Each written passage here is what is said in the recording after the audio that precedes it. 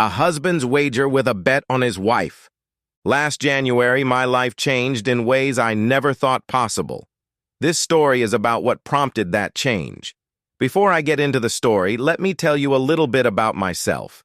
My name is Angela. I am 21 years old, and I am a housewife from Tucson, Arizona. My height is 5 feet 6 inches, and my weight is 110 pounds.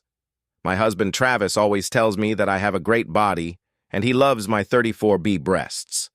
We have been married for a year and a half. Travis is 36 years old. He is 6 feet tall and weighs 170 pounds. He is mostly a very nice person, but sometimes shows inadequacies. We met 2 years ago at a party at a mutual friend's house. I liked Travis right away, but I made him wait 2 weeks before having sex with him. I've always been conservative about sex. I didn't think it was right for a girl to go to bed with a man until she had spent enough time with him to realize that there was something special between them. Sex with Travis, while frequent, wasn't particularly inventive. I think that's enough backstory. So I'll get to the story. Super Bowl bet. It was Super Bowl Sunday, and I was sitting in our bedroom watching a movie on HBO. Travis was in the living room with 3 of his friends watching soccer. The game was between the New England Patriots and the Saints, Louis Rams, and the Rams were very likely to win. That's all I knew about the game. I have little interest in soccer, but Travis loves the sport. I spent several Sundays in my bedroom watching movies while Travis sat in front of the TV in the living room yelling at his team. And this Sunday was no different, except that Travis was yelling a lot louder and seemed to be starting to get angry. It was almost 9 o'clock that night when Travis's friends left and he walked into the bedroom. By the look on his face, you would have thought someone had shot his dog. I asked him what happened, and he said, "The Rams lost."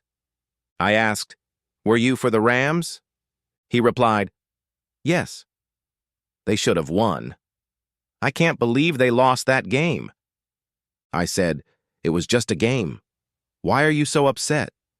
"I bet on the game." "You bet on the Rams?" "Yeah."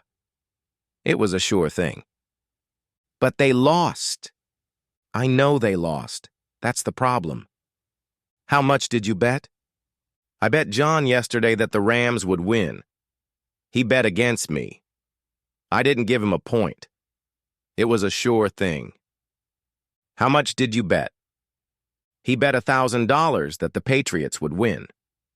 "You bet $1,000 on a soccer game. We can't afford to lose that kind of money." "I didn't bet $1,000 on it." "But you just said—" "I said he bet $1,000 on me. I told him I couldn't cover that amount, so he let me bet $500 and something else of equal value." "What do you mean by something else of equal value?" "I don't know how to put it. He said that if you have sex with him, it will be worth $500. "What? You told him I'd have sex with him? How could you? That's despicable. How dare you use me in a bet?" "I'm sorry, Angela. I'm really sorry. I never thought there was a chance the Rams would lose this game. It was a sure thing." "But they lost the game, didn't they? You don't expect me to have sex with him, do you?" "I don't like it any more than you do. But if you don't, I'll have to shell out the whole $1,000. You know how tight our budget is right now. We don't have any." "But you can have the money next month. Don't you have a bonus check?" "The bet is paid tomorrow. I have to pay him tomorrow or the bet amount will go up $50 a day." "Did you agree to this bet?" "It was my idea. I wanted to make sure he wouldn't stall on paying me $1,000. "But you lost. Now you have to pay him tomorrow? Do I have to pay him tomorrow?" I said I was sorry. I don't know what else to do. I was so angry I couldn't speak for a minute, and then I said, "Get out of here. I want to be alone." As Travis closed the door behind him, I started figuring out how we could get an extra $500 on Monday to get out of this mess. I started to think that I would just give up sex with John and let Travis work out his problem on his own. Then I thought, how bad could it be to have sex with John? I could just lay there and let him do his thing, and that would be the end of it. The problem was that I didn't really like John. John was our neighbor and had become pretty good friends with Travis. John was a big athletic guy and quite handsome. The problem was that whenever he was near me, I caught his eyes on me. It gave me goosebumps. After weighing all my options, of which there weren't many, I made a decision. It took until midnight, but I made my decision. I loved my husband, and despite his poor health, I wanted to support him. I decided that I could survive sex with John if it would help Travis, so I would leave it up to Travis. I decided that I would ask Travis what he wanted from me, and that's what I would do. Besides, it would teach Travis to never do something stupid like that again. I called Travis into the bedroom and told him my decision. He didn't say a word for a while. He just undressed and got into bed. Then he pulled me to him and said, "I'm really sorry about this. I hope you can forgive me." He then started crying, and soon we were both crying.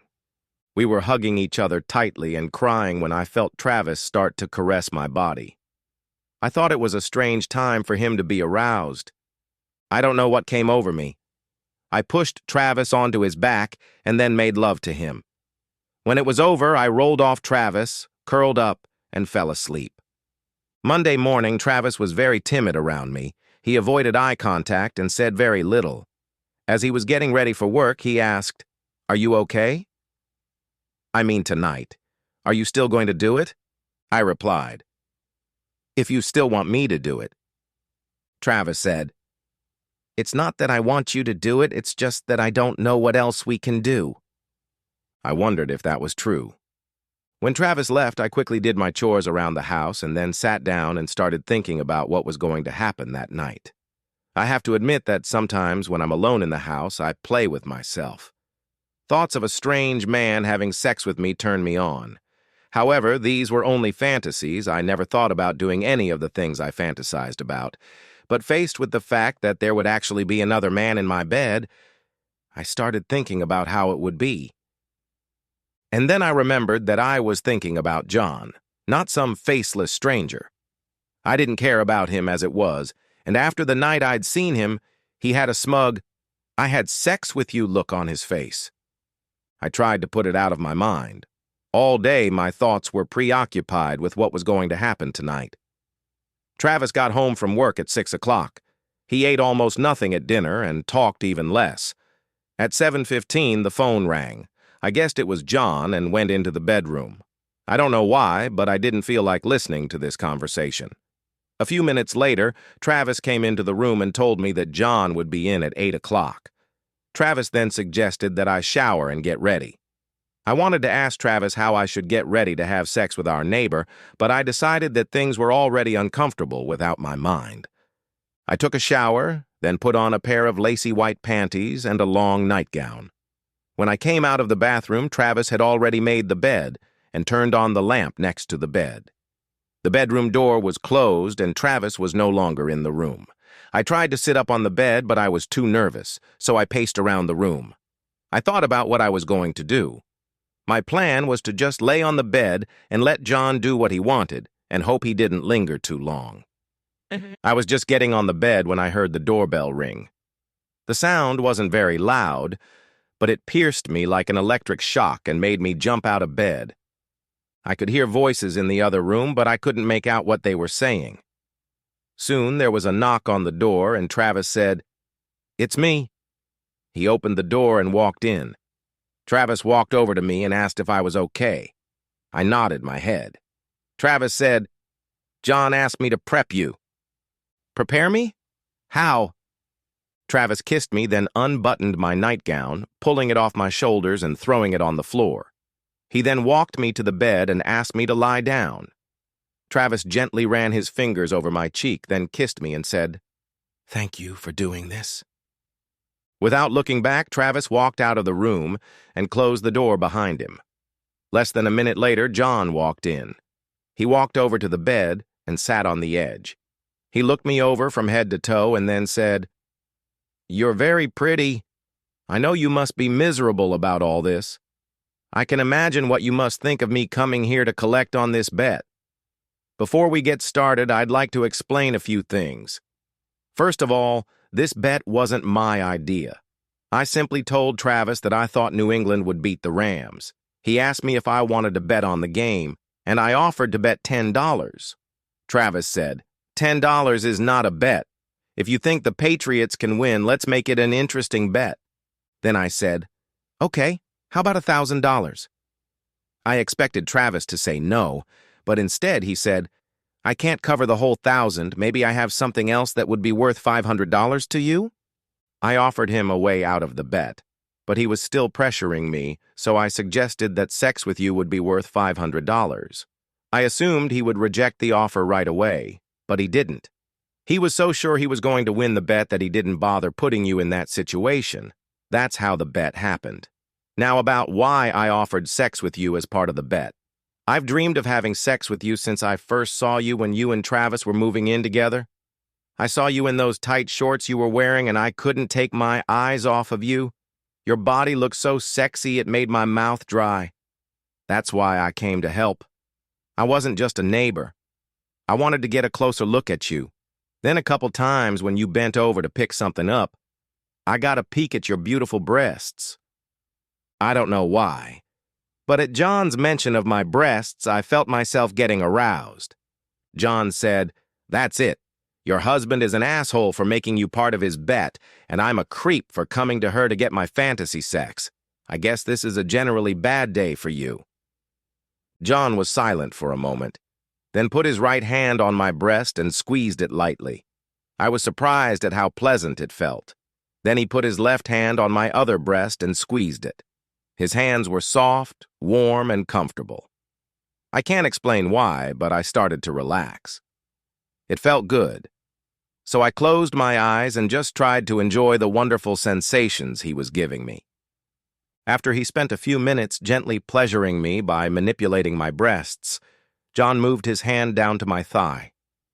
I wanted him to continue his actions down the entire length of my leg. Next, John got off the bed and undressed. I opened my eyes and watched him remove his pants. Then we had sex, and I loved it. After that, we lay like that for a while.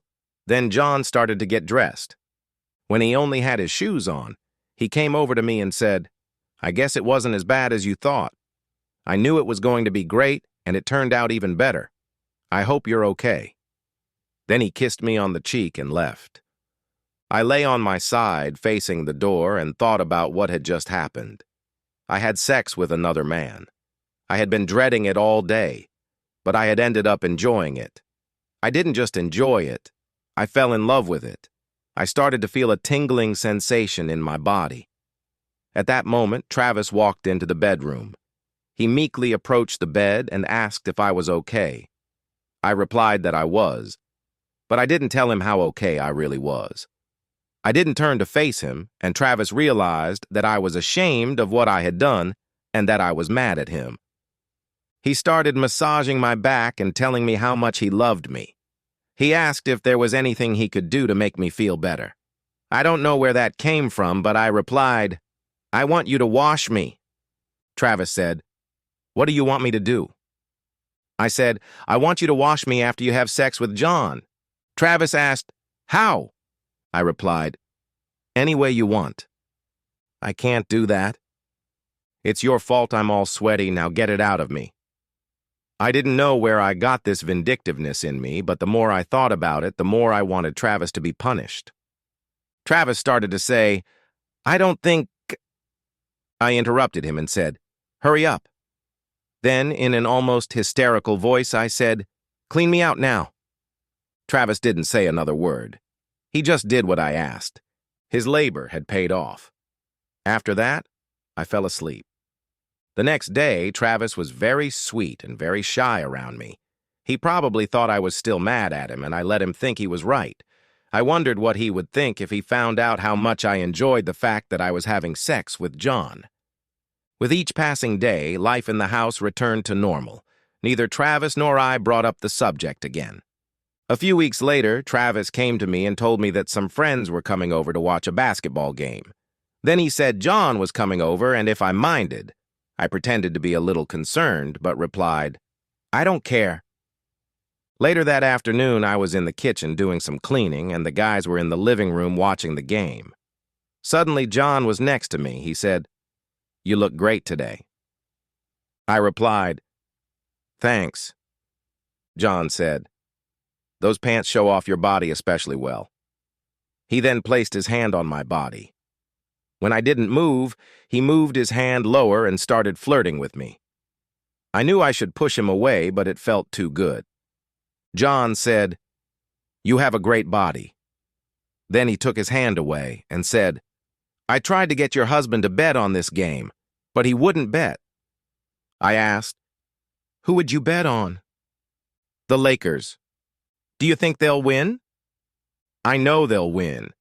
There's only 10 minutes left in the game, and the Lakers are ahead of the Suns by 30 points. I said, "I'll bet $500 that the Suns will win." John looked surprised. He said, "What, you want to bet on the Suns? Do you have $500? I said, "No. But we can make a deal, can't we? There's got to be something here that's worth $500 to you." "You know there is." We made a bet. For the next half hour, John stayed in the kitchen with me. Then Travis came into the kitchen and said to John, "So that's where you disappeared to?" John asked him, "Is the game over?" "Yeah, the Lakers won." John looked at me and I said, "The Lakers won? That's ridiculous." Travis looked at me and asked why I cared about the Lakers winning. I replied, "You told me the Suns were going to win tonight." Travis said, "So?" I was wrong.